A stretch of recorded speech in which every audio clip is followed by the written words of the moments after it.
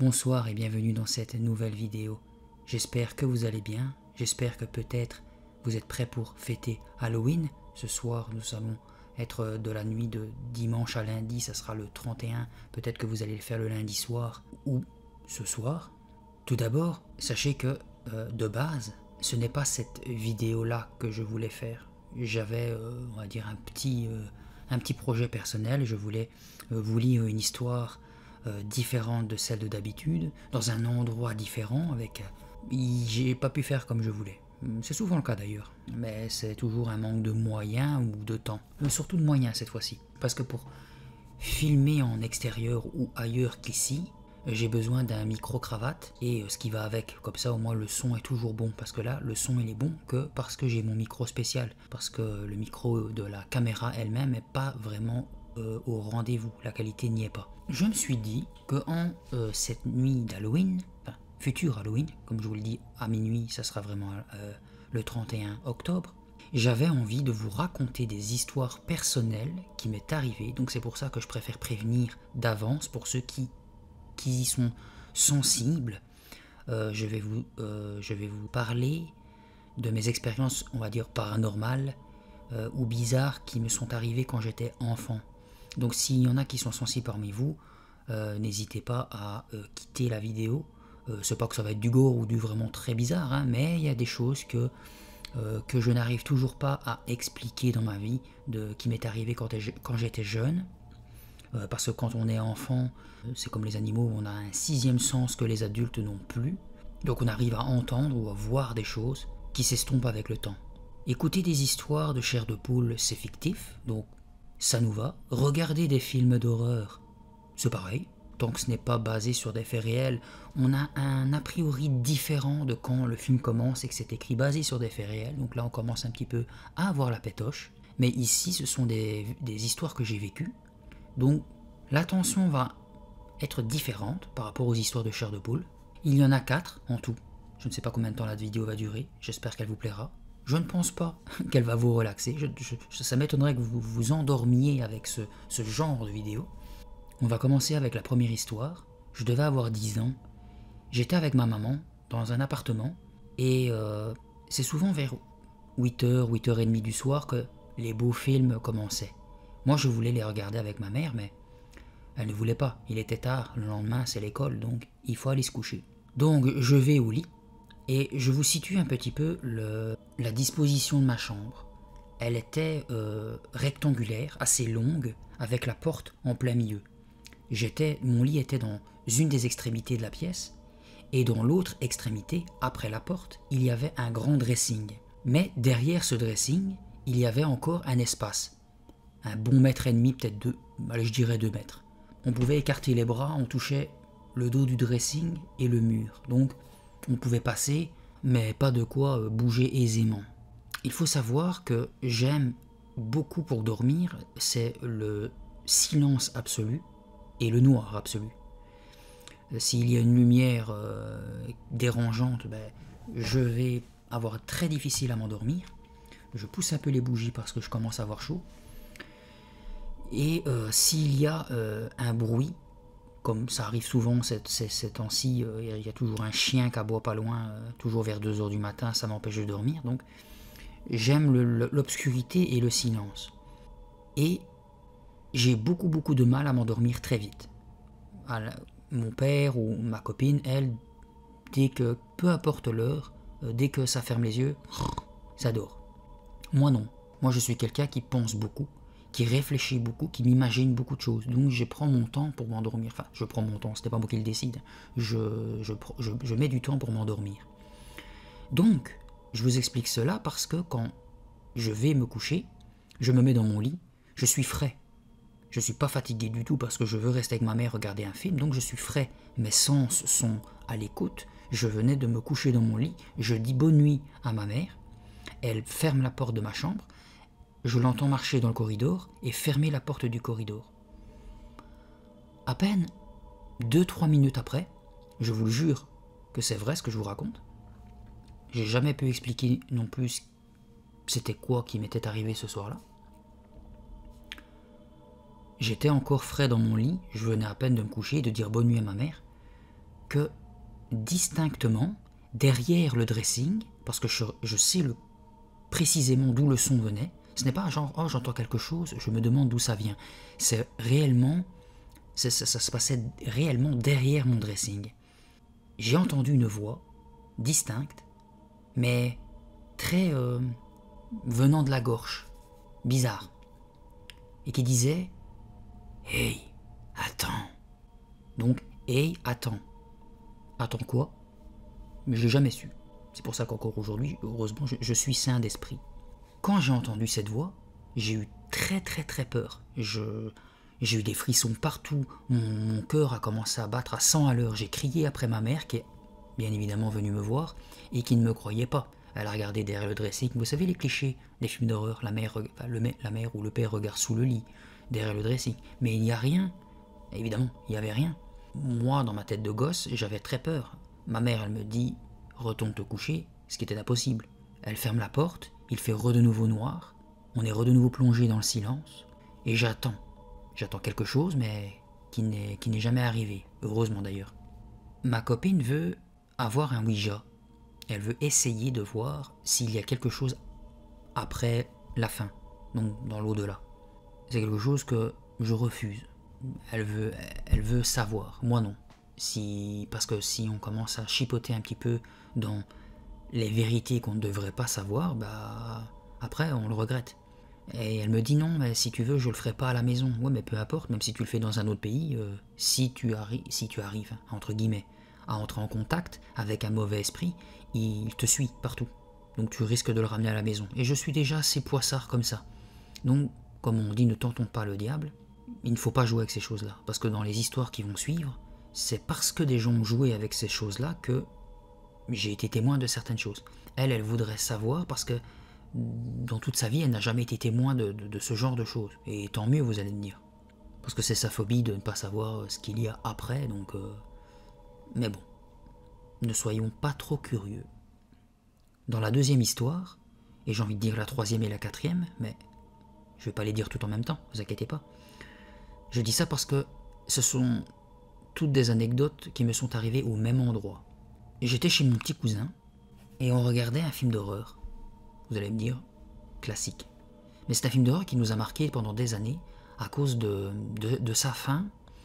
Je ne me rappelle plus du tout du film, mais je me rappelle que il y avait un petit garçon qui voulait échapper à un danger, qui était caché dans un conduit d'aération, et qui regardait à travers les barres du conduit une femme qui était censée être morte, blonde, très blonde, à queue de cheval, mais du fait de sa couleur de cheveux qui était très claire, ça faisait contraste avec son visage ensanglanté, dégueulasse, et ses yeux bleus perçants. Et elle se retourne doucement comme ça pour regarder le petit garçon, qui du coup nous regardait nous parce qu'on regardait le film. Ce visage nous a marqué pendant des années. Je ne sais pas si c'est ça qu'a travaillé notre imagination, on peut l'appeler comme ça, mais quand c'était le moment d'aller se coucher, donc on était je le rappelle, dans l'ancienne maison de chez mon petit cousin, on éteint les lampes et on garde une sorte de veilleuse pour celui qui est derrière et qui va éteindre derrière lui. Il y avait la sœur de mon cousin qui était plus âgée que nous, donc ma cousine. Dans mes souvenirs, encore une fois je devais avoir une douzaine d'années, dans mes souvenirs, dans la petite pénombre qu'on avait dans les escaliers qui menaient aux étages et qui faisaient noir à fond et que j'avais très peur, je voulais qu'elle passe devant moi. Pour moi, encore une fois, dans mes souvenirs, elle était devant moi. Je vois encore sa silhouette qui monte devant moi. Et mon petit cousin derrière, parce que je ne voulais absolument pas non plus fermer la marche. Je ne voulais pas être celui qui était derrière tout seul en éteignant la lumière et être dans le noir complet avant de monter les escaliers. À un moment, la lumière s'éteint. Et je commence à paniquer parce que je dis à ma cousine « Mais dépêche-toi, monte pour allumer à l'étage ». Et je l'entends en bas, toute seule, qui dit « Mais moi j'ai éteint ici ». C'est bizarre, parce que pour moi je la voyais devant moi. Je la voyais, elle était clairement, sa silhouette était vraiment devant moi. Et mon cousin et moi on a commencé à hurler dans les escaliers en la suppliant d'allumer toutes les lumières, parce que je me demandais comment elle avait pu être toute seule en bas alors que pour moi elle était devant moi. C'était très bizarre. Alors, j'ai cavalé à l'étage pour allumer les lumières des chambres. On est allé, entre guillemets, se coucher. On avait chacun un lit. Elle à gauche, moi, mon cousin de l'autre côté, et moi j'étais au milieu dans un clic-clac. Et je peux vous dire que j'ai pas dormi cette nuit-là. Hein. Mon esprit travaillait beaucoup trop pour savoir comment elle s'était téléportée. Des jours ont passé. Je suis retourné dormir chez eux. Ma tante et ma cousine ont décidé de dormir dans la chambre de ma tante, regardant la télé, donc de se mettre devant la télé. Et moi et mon cousin, on était dans la chambre juste à côté, parallèle, et on avait décidé de se raconter des histoires d'horreur pour rigoler. Pas une bonne idée. Là aussi, je vous explique la position de la chambre, on va dire. Moi, je suis dans mon lit au milieu. Le lit à droite, ma cousine qui est vide. En face, la grande porte pour dire d'aller dans les couloirs et tout ça. En face, un dressing qui est à peine à quelques centimètres du pied des lits, donc pas grand chose d'espace. Et devant le lit de mon cousin, une immense porte qui mène au grenier. Un grenier qui monte en face de nous comme ceci. Mais on ne le voyait pas. Hein. Quand je dis qui monte devant nous, ça veut dire que au pied du lit, le dressing, le mur du grenier est donc très près. Cette histoire est à la fois bizarre, flippante et drôle. Je vous explique pourquoi. Donc, on se raconte des histoires d'horreur. Ça dure un petit moment. Il raconte son histoire, je raconte la mienne, et ainsi de suite. Ça a son importance. Le fait que je précise que ça dure un moment, c'est parce qu'il nous est arrivé quelque chose à un moment précis. Pourquoi ? Je ne sais pas. Je raconte mon histoire comme je la lui racontais à l'époque. Donc je vous la raconte. C'était dans une ville, avec deux jeunes qui venaient d'arriver, d'emménager avec leurs parents. Ils voulaient se faire des amis. Un petit groupe s'était réuni dans un parc, on va dire, et comme bizutage pour dire de pouvoir rentrer dans le groupe des nouveaux jeunes, enfin des jeunes, que les nouveaux puissent se faire des amis, ils leur lançaient un défi de rentrer dans un manoir qui était soi-disant hanté. Donc les jeunes acceptèrent parce qu'ils se sont dit que s'ils donnent ça comme défi, c'est que eux-mêmes l'ont fait et qu'il n'y a normalement pas de danger. Donc ils acceptent le défi, ils rentrent dans le manoir, c'est lugubre, plein de toiles d'araignée, plein de poussière, on voit bien que ça fait très longtemps que plus personne n'y a habité, c'est immense, il y a des grandes salles qui peuvent se dire que de grands bals ont pu être organisés à l'intérieur, mais ça c'était il y a très longtemps. Et tout à coup, une mélodie se fait entendre, du piano, à l'étage. Les deux garçons montent à l'étage et voient au fond du couloir, au pas de la porte, une lumière vive. Plus ils s'approchent de cette porte, plus la musique se fait plus forte. Quand l'un des garçons met sa main sur la poignée de la porte, silence. La musique se tue. Ils ouvrent et de l'autre côté, une très belle femme se trouve près du piano. Magnifique, très beau sourire, de beaux yeux. Et là, elle se retourne vers les enfants et elle leur rend leur sourire. Mais pas un sourire qu'on aimerait avoir. C'était un sourire machiavélique. La jeune femme s'approche lentement, doucement des deux garçons. On aurait dit qu'elle ne marchait pas sur le sol. Et tout à coup, sous sa jupe, on a l'impression qu'elle a... Et à ce moment-là, je n'ai pas le temps de finir ma phrase. On a commencé à rigoler parce que j'allais dire que la femme avait une petite bêtise entre ses jambes, que je ne citerai pas. Mon cousin avait anticipé cette blague et on a commencé à rire. Et au moment où on a commencé à rire, un bruit, mais phénoménal, a commencé à se faire entendre tout le long des escaliers. Quelque chose dégringolait, quelque chose d'énorme tombait le long des escaliers, mais ça faisait un boucan monstrueux. C'est tombé jusqu'au pas de la porte qui s'est ouverte avec fracas. Devant la porte, il y avait la moitié d'un solarium. Vous savez, ce qu'on branche, que quand vous vous couchez dans le lit, vous pouvez le mettre au-dessus de vous et vous retournez comme une crêpe. Le solarium qui est tombé sur le lit de mon cousin, heureusement sans toucher. On a commencé à hurler, on a sauté du lit, enfin, j'ai sauté le premier du lit, je l'avoue, je l'ai laissé tout seul. J'ai couru comme un dératé jusque dans la chambre de ma tante. Avec le pied, j'ai fracassé la porte en ouvrant de toutes mes forces. Elle dormait devant la télé. Elles ont commencé à nous engueuler parce qu'on faisait trop de bruit, parce qu'elles étaient en train de dormir. Elles se demandaient quoi, bien sûr, on leur a expliqué, mais elles ne nous ont pas cru, ce qui est normal, entre guillemets. Pendant une dizaine de minutes, on est resté en boule comme des chiens, au pied de leur lit, en espérant que ça se passe. Puis, elles ont commencé à se plaindre qu'il n'y avait pas assez de place, donc avec tout le courage qu'on avait, j'ai poussé mon cousin jusque dans sa chambre, hein. C'était sa chambre, c'était pas à moi aller en premier.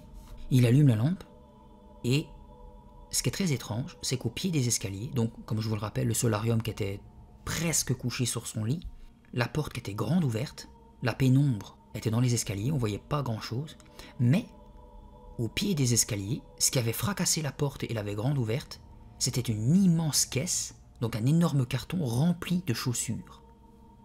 C'est très bizarre, parce que le truc pesait quand même, hein.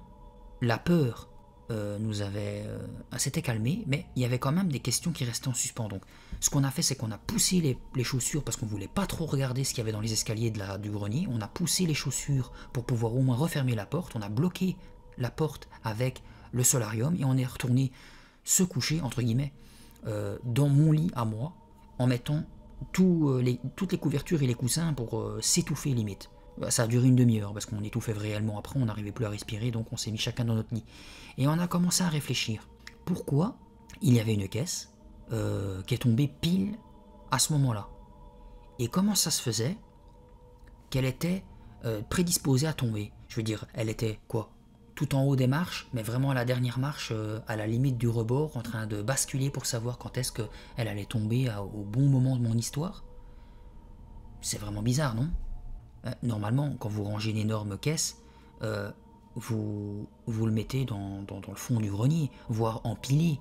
Mais pourquoi qu'est-ce qui a fait tomber cette caisse assez épaisse et lourde des escaliers? C'est même pas le fait que ça soit tombé au bon moment. C'est le fait que ça soit tombé tout court. C'était bizarre, on n'a jamais pu l'expliquer.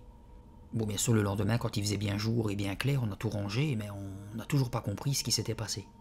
Et dernière histoire à vous raconter qui s'est encore passée dans cet endroit-là. J'avais déjà dit que je dormirais plus jamais dans cette maison, mais bon, on dit jamais 203. Là, la journée se passe très bien, on rigole toujours comme on faisait avant à l'époque. La nuit tombe, on va se coucher avec ma grande cousine, et on avait l'habitude d'écouter la radio. À l'époque, pour les plus vieux d'entre vous, qui s'en souviennent peut-être, il y avait un mec qui s'appelait Max et qui racontait toujours des bonnes vannes à la radio, et ma cousine aimait bien l'écouter, et mon petit cousin aussi. Et il devait être 1h ou 2 du matin, quand la fatigue nous a pris, et donc elle a éteint la radio. Un petit peu après, alors qu'il y avait un silence de mort dans la chambre, on a entendu comme des bruits de pas à l'étage, dans le grenier. Et des pas vraiment bien lourds, hein, comme si c'était un homme d'une 40aine d'années. Je dis ça comme si c'était précis, mais vraiment pour vous faire l'image de ce que j'avais dans ma tête, on aurait dit un homme, pas un gamin, pas une femme ou en talons aiguilles, non, vraiment un homme d'une 40aine ou 50aine d'années avec des grosses chaussures à talons qui marchaient. Super flippant. Mon cousin, il dit à sa sœur, « Hé, t'as entendu ?» Ma cousine lui répond, « Oui, j'ai entendu. » Et là, elle me dit, « Anto, t'as entendu ?» Et moi, je dis, « Oui, j'ai entendu. Et c'est la dernière fois que je dors ici. » Et effectivement, ça a été la dernière fois que j'ai dormi là-bas. Après coup, quand quelques années plus tard, ils ont tous déménagé, j'ai appris, et eux aussi avaient appris, que les personnes qui vivaient dans cette maison avant ma tante faisaient des rituels sataniques. Sur les murs, il y avait plein de pentagrammes et des triangles à l'envers, enfin vous savez, les croix et les pentagrammes de Satan et tout le bazar. Ils faisaient des rituels, enfin ils faisaient des trucs pas nets, et ça avait été repeint par-dessus et tapissé quand ma tante a acheté la maison. Donc il s'est passé des trucs bizarres dans cette maison. Et en plus, ma cousine, elle était un petit peu aussi comme ma copine, curieuse de tous ces trucs, donc elle avait déjà fait aussi des petites expériences de ce style. Pas aussi bizarre, mais des trucs sur les murs, mais le Ouija et compagnie. Donc c'est pour ça que je vous dis, ne jouez pas avec ces choses-là. Parce qu'il y a des choses bizarres qui peuvent se passer. Moi, j'ai été témoin de certaines choses. J'ai des anecdotes de proches qui m'ont raconté aussi leurs affaires parce qu'il s'est passé des trucs, mais bien plus pires que moi. Eux, ils ont vraiment été en contact avec des choses bizarres. Ils ont carrément dû faire exorciser des maisons et compagnie. Donc, ils m'ont raconté des histoires 10 fois pires que ici. Hein. Là, ce que je vous ai raconté, c'est encore très soft. Morale de cette histoire, amusez-vous à vous faire peur, mais allez-y mollo quand même. Bon, c'est ici que cette vidéo va s'achever. J'espère qu'elle vous a plu, j'espère qu'elle vous a pas trop traumatisé, petits et grands. J'espère que vous allez quand même pouvoir dormir ou que vous allez maintenant sortir faire la fête pour fêter Halloween à l'avance. Si vous-même vous avez déjà eu des histoires un peu comme ça, de ce style, n'hésitez pas à me les mettre dans l'espace des commentaires. Peut-être que je ferai une vidéo dédiée à vos histoires pour vous les lire. Ça serait sympa, je trouve. En attendant, on se dit à la prochaine pour une vraie lecture de Chair de Poule. Je vous souhaite, j'espère, bonne nuit et bye bye. Hey, attends.